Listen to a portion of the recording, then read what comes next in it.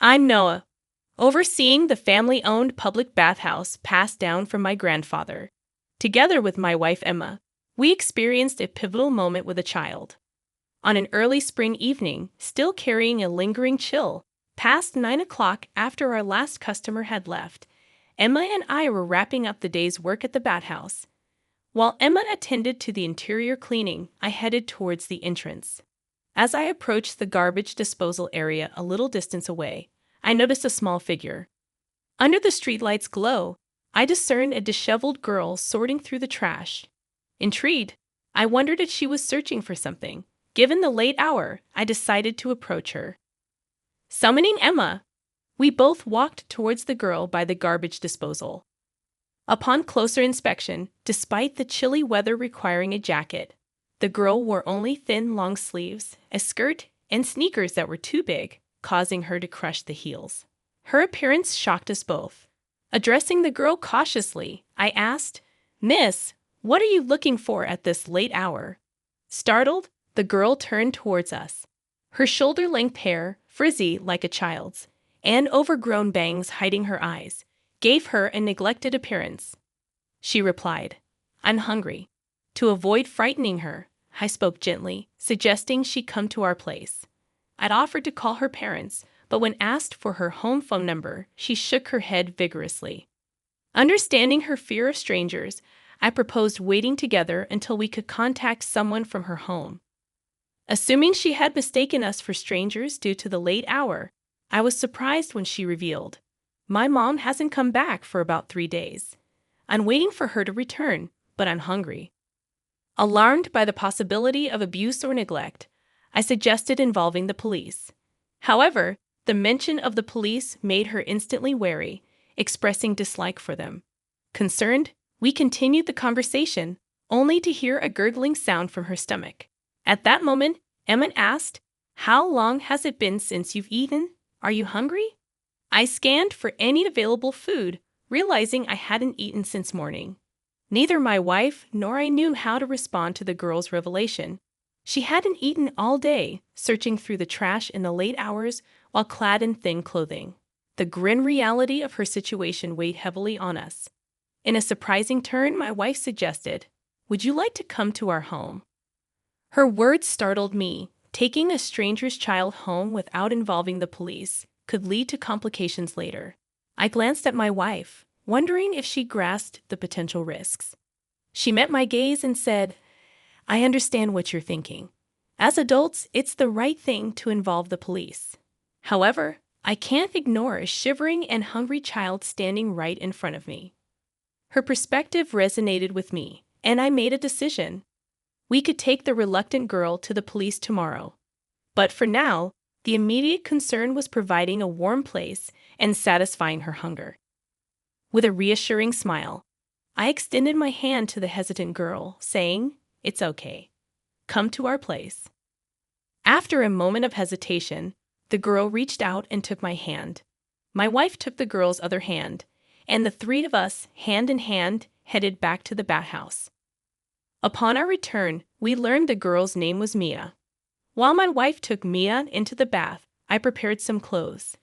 Mia's current attire was dirty and too cold-looking, so I selected suitable replacements from my wife's wardrobe: a pair of drawstring pants, a shirt, and a jacket. The drawstrings on the pants would secure them in place. Swiftly, I rushed to the convenience store to purchase small women's underwear, ensuring Mia had everything she needed. I also grabbed the toothbrush before finishing my preparations. By the time I was done, my wife and Mia emerged from their bath. The clothes and underwear appeared a bit oversized, but Mia managed to put them on.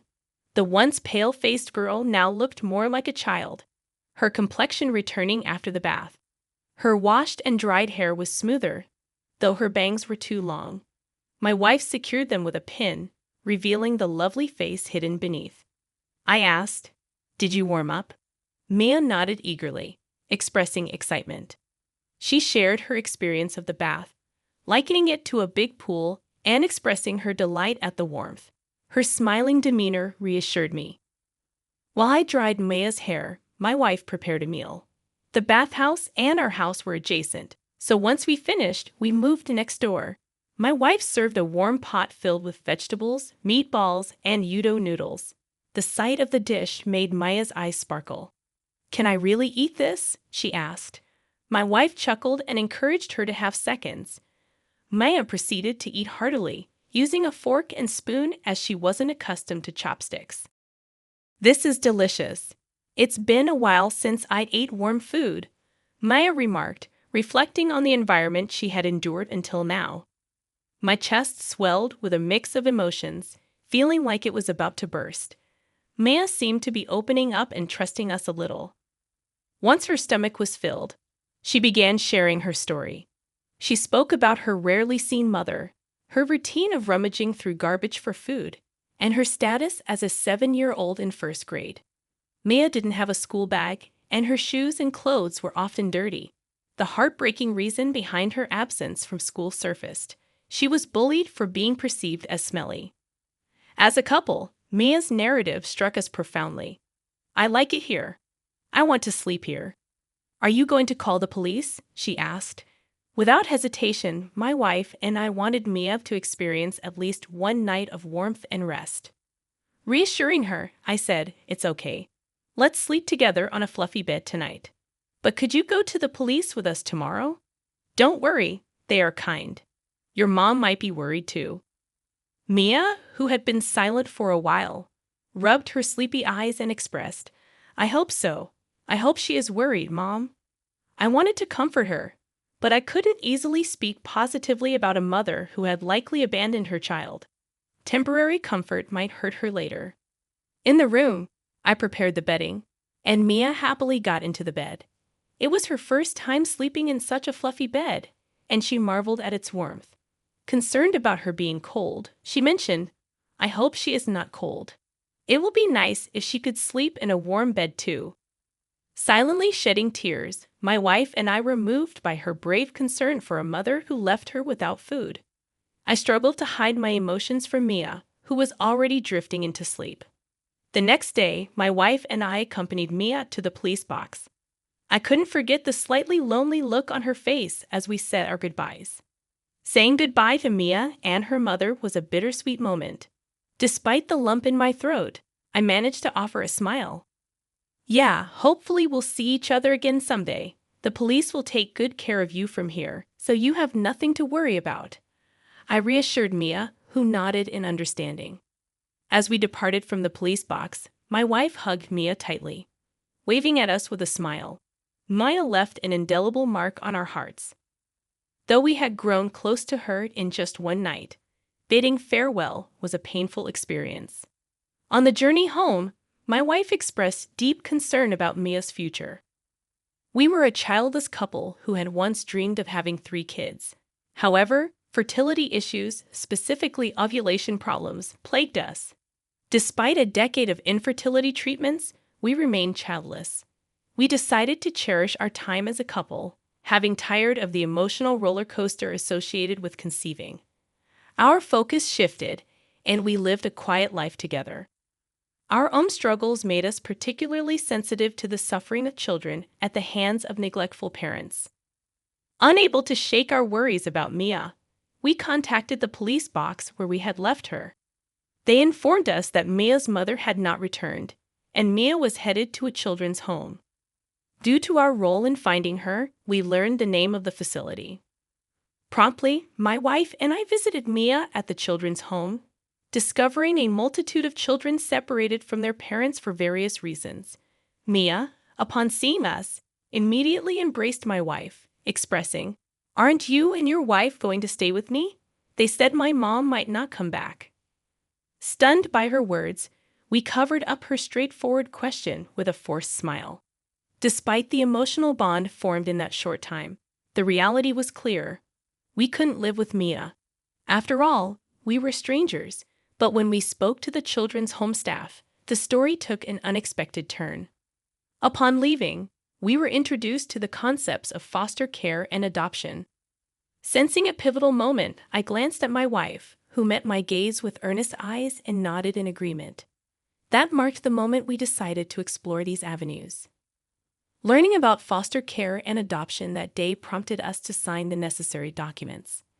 For children like Mia, who had recently arrived at the children's home, obtaining permission from the family court was deemed necessary for adoption or foster care procedures. Fortunately, that permission was granted without any complications at a later date. Following this, we actively engaged in training and seminars to become adoptive parents, leading to busy days. During this period, we occasionally visited Mia, gradually building a connection with her. During one visit, we mustered the courage to ask Mia, "How would you feel if we said we want to live together as a family in place of your mom?" Her response was heartwarming. "I'd be so happy," Maya answered with a beaming smile. It was a moment that fueled our determination. While a traditional mother experiences the blessing of nurturing a child in her womb, we lacked that natural process to become Mia's parents and witness more of her joy. We set a goal and combined our efforts to overcome the challenges of busy days. However, a day of unexpected turmoil arrived. We received a call from the children's home staff, urgently inquiring about Mia's whereabouts. It turned out she had slipped out of the facility. Both my wife and I rushed to search for her. The distance between the children's home and the apartment where Mia used to live, now our home, added to our anxiety. Fearing the worst scenarios, we received a message that Mia had been found by the police. Hurriedly, we went to see Mia upon her return to the children's home. As we arrived, Mia's tear-streaked face told a story of her recent experience. "I want to go to where you guys are. I want to eat meals together again and take a bath like in a swimming pool." Mia expressed, her words filled with longing. My wife and I were rendered speechless, embracing her tiny body tightly. This incident served as a catalyst, intensifying our desire to become a family with Mia. As time passed and Mia regained her composure, we made her promise not to leave the children's home alone due to our concerns. We reiterated our intention to take Mia into our care to the staff. Subsequently, the procedures took more than half a year to complete. Finally, as a couple who had undergone special adoption, we were able to bring Mia home. Fast forward 4 years, and my wife, Mia, and I were living joyfully. Mia was no longer cold or hungry. Each day, she cheerfully went to school with a neat school bag on her back.